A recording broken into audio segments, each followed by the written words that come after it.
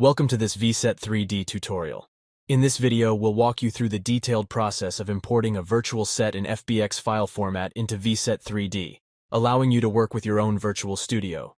In the object library, find the virtual set labeled template_raytrace.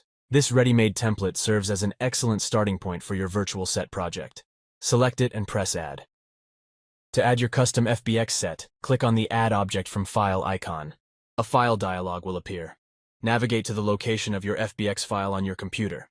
Select the file and click Open to initiate the import process. Now that you have your virtual set imported, let's fine-tune the rendering options to create the perfect virtual atmosphere. Open the rendering window by clicking on the Rendering tab in the top menu. Start by selecting the Add Settings button marked with a plus icon at the bottom of the window. This will open a list of available rendering options. Inside the rendering window, you have the power to adjust various settings to customize the appearance of your virtual set. Here, you can modify lighting, shadows, reflections, and much more. You can explore and experiment with these options to achieve the desired look and feel for your project. Once you've crafted your virtual set and polished the rendering settings to perfection, it's time to safeguard your work.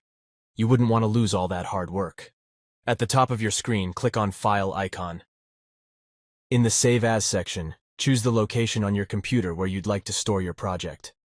Provide your project with a name that reflects its content. Finally, click Save to store your project.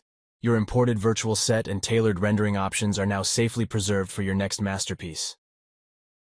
And there you have it. You've successfully imported a virtual set in FBX format into Vset3D, taken full control of the rendering settings, and safeguarded your work by saving the project. We hope you found this tutorial helpful. Stay tuned for more exciting Vset3D tutorials. If you have any questions or need further assistance, feel free to ask.